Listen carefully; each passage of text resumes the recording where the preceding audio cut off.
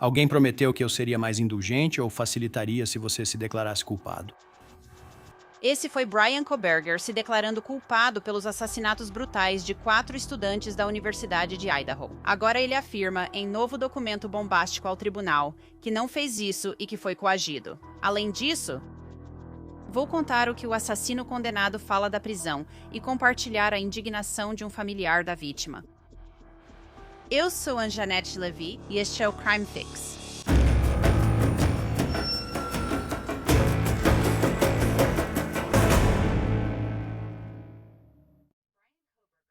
Brian Koberger quer voltar ao tribunal porque agora diz que é realmente inocente. Sim, isso não é um teste. Isso não é uma piada. Brian Koberger, após se declarar culpado pelos assassinatos de 4 estudantes da Universidade de Idaho, entrou com uma petição de revisão pós-condenação no condado de Ada. Temos todos os detalhes para você. As 4 vítimas que ficaram conhecidas online como as Idaho 4, Maddie Mogan, Kaylee Gonçalves, Ethan Chapin e Shanna Kernodle, foram brutalmente assassinadas nas primeiras horas da manhã de 13 de novembro de 2022. A já famosa foto da varanda é assim que eu a chamo. Todos nós já vimos. Ela mostra os amigos felizes e sorrindo poucas horas antes de perderem a vida. A pequena força policial de Moscou, Idaho, onde está a Universidade de Idaho, enfrentou a difícil tarefa de encontrar quem brutalmente esfaqueou os 4 universitários na casa que dividiam fora do campus. Uma evidência crucial foi encontrada ao lado de uma das vítimas, bainha de faca Ka-Bar com o emblema do Corpo de Fuzileiros Navais do Zero Hour. Os testes na bainha seriam a chave para desvendar o caso. Após semanas de investigação, a polícia anunciou ter encontrado o suspeito, mas ele já não estava em Idaho. Brian Koberger estava na Pensilvânia, passando as férias de inverno com os pais. Koberger era doutorando na Universidade Estadual de Washington, próxima dali, estudando criminologia. Promotores afirmam que o DNA de Koberger foi achado na bainha da faca na cena do crime. Os registros de compras da Amazon dele mostraram que ele já havia comprado esse tipo de faca e uma bainha meses antes. Após a prisão de Koberger e seu retorno a Idaho, audiências preliminares e audiências de andamento continuaram nos condados de Latah e Ada por meses e meses. Koberger e sua defesa afirmaram sua inocência, mas tudo culminou com Koberger decidindo se declarar culpado apenas algumas semanas antes do início do julgamento. Ele foi condenado a 4 penas de prisão perpétua consecutivas. Ele está preso em uma penitenciária de segurança máxima desde então, mas agora quer sair e está tentando voltar atrás na decisão de se declarar culpado. Vamos relembrar isso. Você entende as acusações e as possíveis consequências? Yes.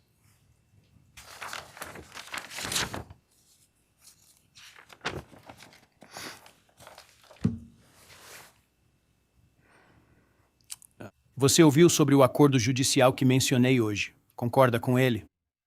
Yes. E você entende a natureza das acusações pelas quais você foi acusado? Você vai se declarar culpado dessas acusações hoje, certo? Yes.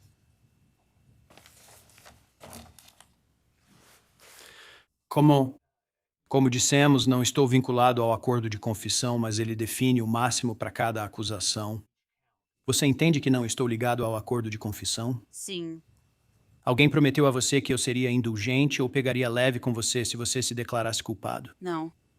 Alguém ameaçou você ou alguém próximo para forçar você a se declarar culpado? Não. Além dos acordos feitos pelo Estado em relação ao acordo de confissão, alguém lhe prometeu alguma coisa em troca do seu acordo de confissão? Não. Alguém pediu para você não responder sinceramente às minhas perguntas hoje? Não. Alguém lhe ofereceu algum tipo de recompensa, além do acordo judicial, para que você se declarasse culpado hoje? Não.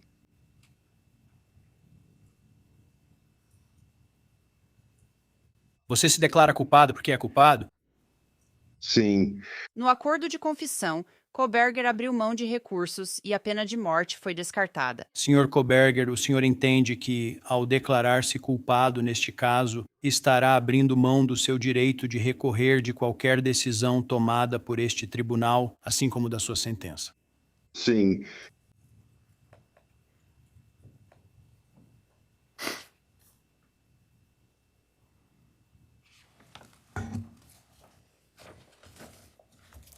Já teve tempo suficiente para decidir se quer ou não se declarar culpado? Sim. Você está se declarando culpado de forma livre e voluntária? Sim. Considerando suas opções, você acha melhor se declarar culpado? Sim.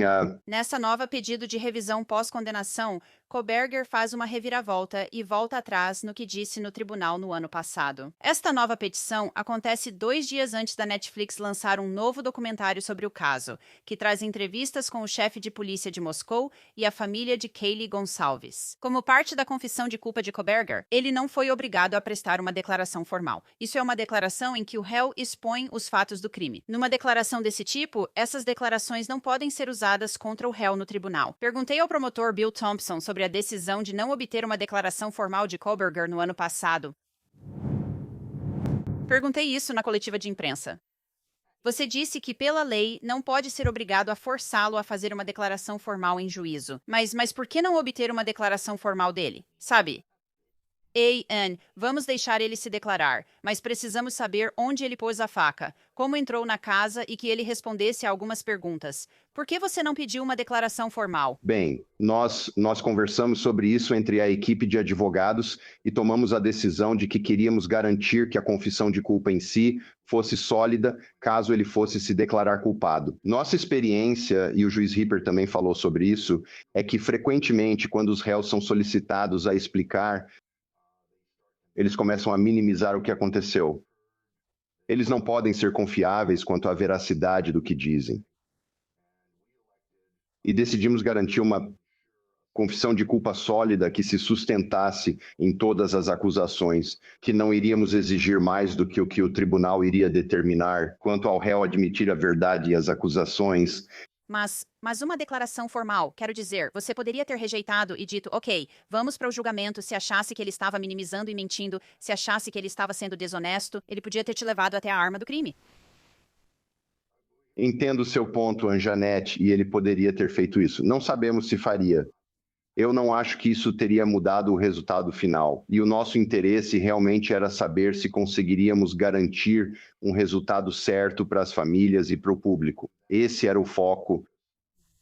E nós também refletimos sobre o início. Eu não sei se você sabe disso, mas no começo, quando o FBI entrou nesse caso, eles enviaram agentes da unidade de análise comportamental deles, os especialistas em perfil criminal, para trabalhar conosco. E eles nos disseram que, com base no que estavam vendo sobre a natureza da cena do crime e dos próprios crimes, que mesmo se conseguíssemos fazer com que a pessoa que cometeu esses crimes tentasse explicar por que isso aconteceu, que isso não faria sentido para pessoas normais como nós e que eles realmente não podem ser confiáveis para dizer a verdade. Porque pessoas assim vivem em um mundo próprio que é completamente estranho ao que nós, pessoas normais, entendemos e conseguimos processar. Isso também influenciou nossos pensamentos.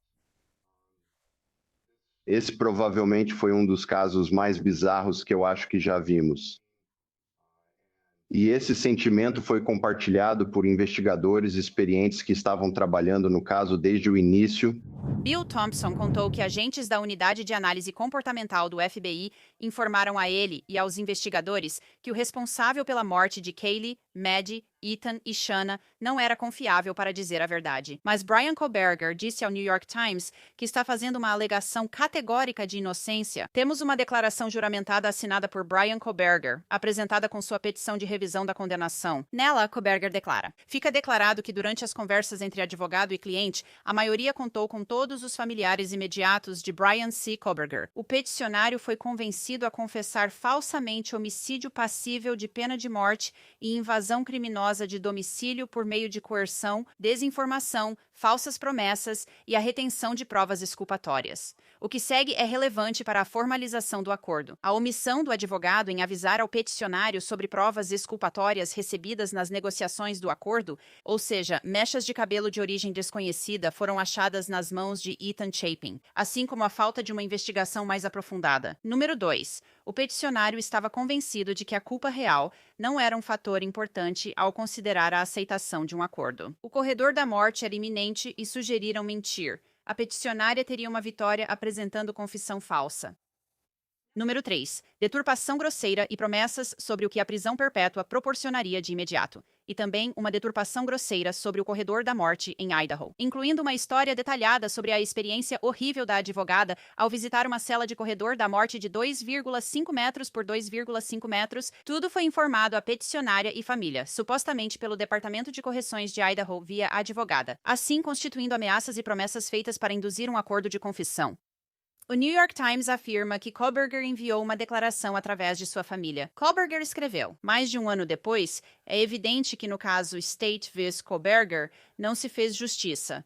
Perguntas sem resposta parecem se multiplicar a cada nova evidência revelada, e o público exige a verdade. Infelizmente, a verdade nunca será obtida a partir da narrativa limitada do Estado, uma obra de ficção que ainda não evoluiu desde que a declaração de causa provável foi divulgado há quase 4 anos, e suas premissas falhas nunca foram contestadas no julgamento.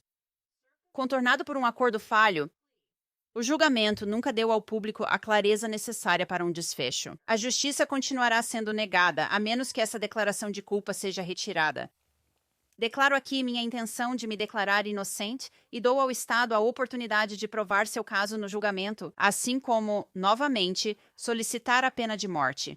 Minha verdadeira inocência é a minha verdade, e a confissão, baseada em falsas promessas e desinformação flagrante, deve ser retirada. Obrigada a todos que acreditam na minha inocência e analisam o caso criticamente. Envio amor à minha família que sempre acreditou em mim, na crença deles na minha inocência. Então vamos analisar isso. Quero chamar Mark Weaver. Ele é um promotor especial no estado de Ohio. Já processou casos de pena de morte e conversou comigo sobre esse caso muitas vezes. Mark, não sei você. Isso não me surpreende. Sempre disse que não seria a última vez que ouviríamos sobre Brian Kohberger. Agora há essa petição. Sim, lembre-se. Todo réu na prisão tem 2 coisas: muito tempo livre e acesso a uma biblioteca jurídica gratuita com vários formulários que eles podem preencher para protocolar coisas. E é por isso que temos tanta ação judicial movida por presos. Acho que não vai dar em nada, mas podemos analisar. Vamos falar sobre por que você acha que isso não vai dar em nada. Obviamente, essa é uma petição escrita à mão que Brian Kohberger apresentou por conta própria. Nós sabemos que há muitos presos que entendem de direito por aí, advogados prisionais. Ele está lá dentro. Ele estava fazendo doutorado em criminologia. Tenho certeza de que prisão não é divertida. Sabemos que ele não tem gostado nem um pouco da prisão, com base em algumas coisas que relatamos há muito tempo sobre as reclamações dele para os funcionários da prisão. Então, qual é a sua análise dessa petição? Ele basicamente está dizendo que teve reuniões com sua equipe jurídica e com a maioria dos membros imediatos da família, e que foi convencido e coagido a mentir e a confessar falsamente. Ele acreditou que isso seria uma vitória jurídica. Claro, vamos analisar isso primeiro. Quando você se declara culpado, você renuncia à maioria dos seus direitos de apelação, diferente de ser condenado em julgamento pelo júri. Há diferentes direitos de apelação neste caso. Ao se declarar culpado, você renuncia a muitos desses direitos. Em segundo lugar, em Idaho, há um prazo de 42 dias para apresentar a pedido de retirada da declaração de culpa. Esse prazo venceu no ano passado.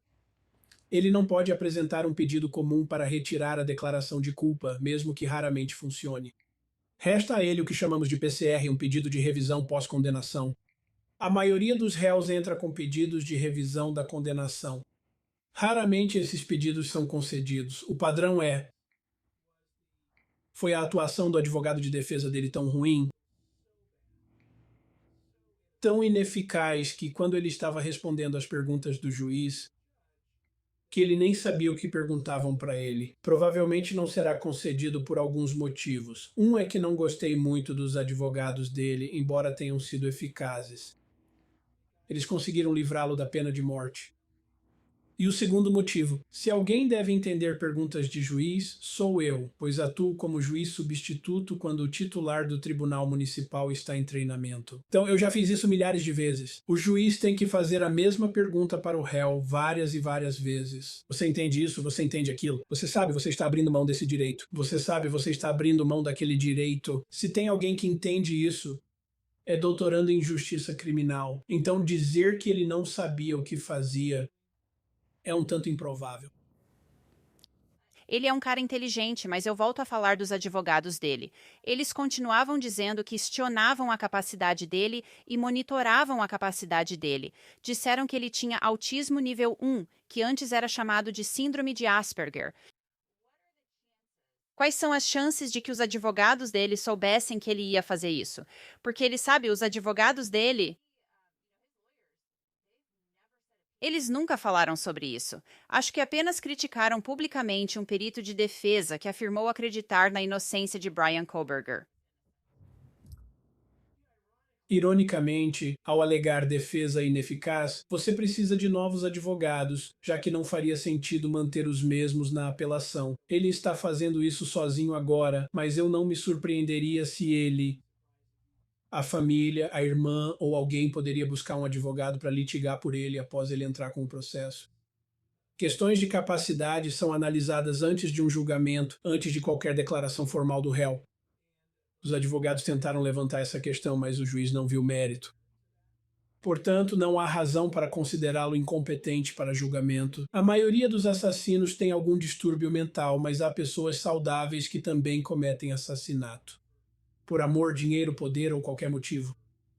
Mas a maioria das pessoas que mata outras com uma faca, especialmente 4 delas à noite e fazendo todas as coisas assustadoras que ele fez, tem algum problema, mas isso não basta para anular sua admissão de culpa. Ele está basicamente dizendo que foi coagido a fazer isso, que houve deturpações. Sabe, ele disse que havia toda uma história sobre uma experiência horrível e tudo mais. Sabe, ele diz que há mais informações que vieram à tona agora que tudo isso foi revelado pelos tribunais e que estamos vendo agora, mostrando que ele era inocente. De onde você acha que ele tira isso? Bem, de novo, muito tempo livre, uma mente criativa e acesso total a uma biblioteca jurídica com todos os casos, e você podia juntar todo tipo de teoria. Tudo o que ele diz estar vindo a público agora já era conhecido por ele e seus advogados, pois receberam isso no fase de compartilhamento de provas no processo penal. Não há nada novo para ele, mas pode ser novidade para nós. Mas não era novidade para ele e seus advogados. E eu acho que, sabe, eu vou a prisões e converso com pessoas nas prisões, já fiz visitas guiadas e esse tipo de coisa, e quando você conversa com eles, quase todo mundo lá vai te dizer que não teve um julgamento justo. Eles têm uma longa teoria sobre por que não foi justo, pois só tem tempo para pensar nisso. Mas esse não é o padrão. O padrão para pedido de revisão da condenação é: ele pode provar que houve uma assistência tão ineficaz do advogado que ele não sabia o que significava se declarar culpado. Ele não sabia do que se declarava culpado. Há casos de pessoas com educação até a 5ª série consideradas aptas a entender essas perguntas. Alguém em um doutorado em justiça criminal entende essas perguntas. Interessante. Sabe, uma coisa que você e eu já conversamos muitas vezes é o fato de Bryan Kohberger, como condição desse acordo, nunca foi informado. Tá bom, precisamos que você se sente, preste uma declaração e responda algumas perguntas para nós. Nos dê informações. Onde? Onde está a faca Ka-Bar? Onde está a arma do crime? Onde estão as roupas? Ele nunca foi obrigado a fazer isso. Isso pode ser condição de acordo judicial. E eu coloquei o trecho do Bill Thompson mais cedo aqui no podcast, mostrando a resposta dele para mim sobre isso. O que você acha agora? Agora, mais de um ano depois da sentença ou depois da confissão de culpa e da sentença? O que você acha disso? Tipo, isso mostra que um erro foi cometido? Sim, seus espectadores precisam saber que ninguém cobre esse caso como você. Você levantou isso no ano passado. Nós conversamos sobre isso pelo menos 2 vezes, talvez 3. Evito criticar outros promotores, já que grande parte do meu trabalho jurídico é na promotoria. E pode haver coisas que não sabemos sobre o que o promotor sabe. Mas o promotor poderia ter dito ao advogado de defesa: a pena de morte só será descartada se ele admitir culpa primeiro. Obviamente. E em segundo lugar, ele faça um relato detalhado em audiência aberta na frente de todos sobre o que ele fez. como ele fez isso e, na medida do possível, por que ele fez isso. Isso teria dado um grande encerramento, talvez não um encerramento completo para as famílias, mas algum encerramento, e teria evitado essa ridícula petição de revisão pós-condenação que alguns... Esse pedido de revisão pós-condenação, alegando que de alguma forma ele não sabia o que estava fazendo quando se declarou culpado. Devemos agora dar uma olhada na declaração emitida pela família da vítima Kelly Gonzalez. Eles publicaram isso no Facebook e estão furiosos. Vamos ler. Não surpreende, apesar de Bill Thompson afirmar que o acordo judicial eliminaria recursos. Sabíamos que isso não era verdade. De qualquer forma, o prazo dele para fechar um acordo terminava em setembro. Eles estão dizendo que havia um prazo final em setembro. A família de Gonçalves declarou: "O mosquito que você não consegue matar. É o que Koberger e seus seguidores se tornaram para nós."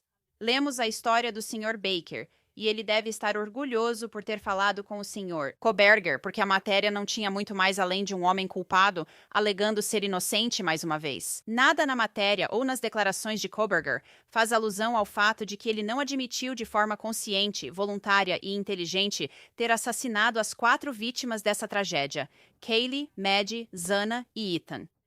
Ao contrário, ele foi ao tribunal diante de um juiz com 4 advogados, após optar por não deixar seu destino e os fatos do caso para um júri decidir sua culpa.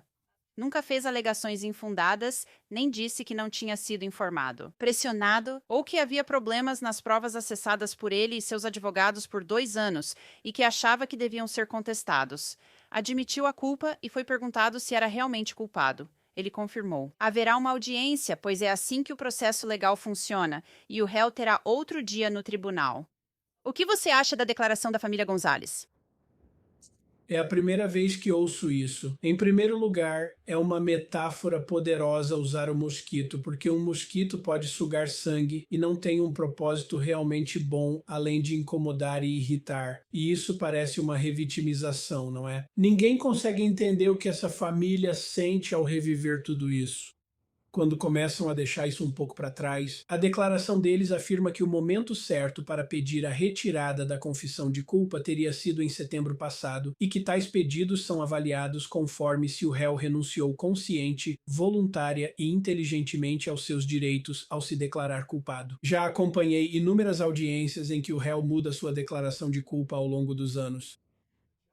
Os juízes levam bastante tempo para garantir que cada pergunta feita seja totalmente compreendida pelo réu e que a resposta seja voluntária, consciente e inteligente. Não acho que haja qualquer dúvida de que isso aconteceu neste caso. Mais uma vez, Bryan Kohberger preferia não estar preso. Agora ele entende que sua vida será um inferno por muito tempo, pois os colegas de prisão sabem o que fez.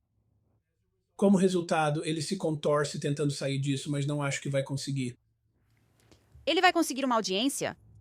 Bem, isso é interessante. Em pedidos de revisão pós-condenação, não há exigência de uma audiência. Um juiz pode proferir o que se chama de indeferimento sumário. Isso significa analisar os documentos e decidir que a promotoria nem precisa responder. Trabalhei em um caso no ano passado, um processo criminal por crime grave. Recentemente, recebi uma notificação de que o réu havia apresentado um pedido de revisão pós-condenação. O juiz não precisa conceder essa audiência se nos documentos ele não enxergar nada que valha a pena ser discutido em audiência.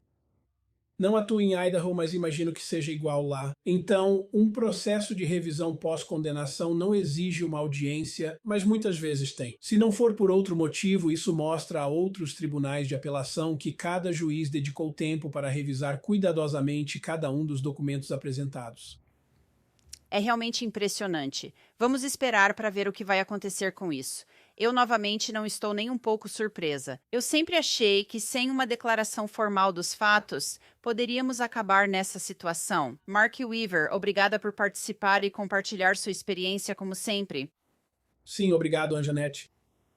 Vamos conferir o restante do comunicado da família de Kelly Gonzalez, que diz: "Tenho certeza de que haverá uma audiência, pois é assim que o processo legal funciona, e o réu terá outro dia no tribunal." uma boa pausa no isolamento solitário dele, podendo sair para dar uma volta, talvez comer algo diferente, ser fotografado e toda a atenção voltada de novo para ele e sua, entre aspas, inocência. A questão é que, se dedicassem tanta energia a honrar as vítimas quanto a tentar libertar um homem culpado, haveria estátuas das vítimas em cada esquina, com parques e dias dedicados a honrar o sacrifício supremo delas, suas vidas, nas mãos de um narcisista. Independentemente de como isso terminar, nossa família está 100% pronta. Um julgamento de verdade desta vez? Vamos lá.